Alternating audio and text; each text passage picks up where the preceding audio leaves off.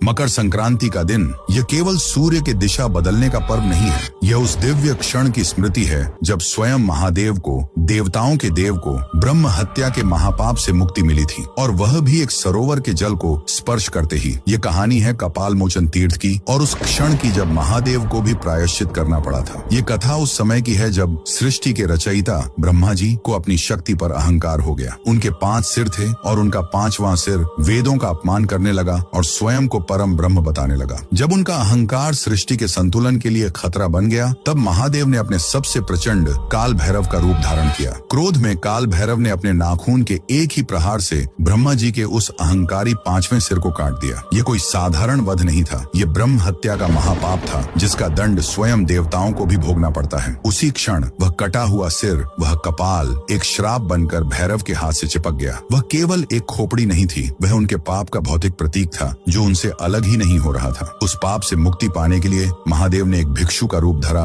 और त्रिलोक में भटकने लगे। उन्होंने हर पवित्र नदी में स्नान किया, हर परम तीर्थ में गए, पर वह कपाल, वह पाप का प्रतीक उनके हाथ से अलग नहीं हुआ। युगों तक भटकने के बाद वे अंत में इस स्थान पर पहुंचे। यह मकर संक्रांति का ही दिव्य दिन था जब सूर्य अपनी दिशा बदलते हैं और ब्रह्मांडीय ऊर्जा शुद्धिकरण के लिए सबसे अनुकूल होती है। उस दिन जैसे ही महादेव ने इस सरोवर के जल को स्पर्श किया, एक चमत्कार हुआ। वह कपाल जो युगों से उनके हाथ से चिपका था, अपने आप छूटकर जल में गिर गया और भस्म हो गया। उसी क्षण उन्हें ब्रह्म हत्या के पाप से मोचन मिला और यह स्थान कपाल मोचन कहलाया। यह पवित्र तीर्थ आज हरियाणा के यमुनानगर जिले में स्थित है। यह लीला संसार को यह सिखाने के लिए थी कि धर्म और कर्म का विधान इतना अटल है कि जब स्वयं महादेव भी उसे भंग करते हैं तो उन्हें भी उसका प्रायश्चित करना पड़ता है। कोई भी कर्म के नियम से परे नहीं है। उस महादेव के सम्मान में जिन्होंने धर्म का मान रखने के लिए स्वयं प्रायश्चित किया, कमेंट्स में हर हर महादेव अवश्य लिखें।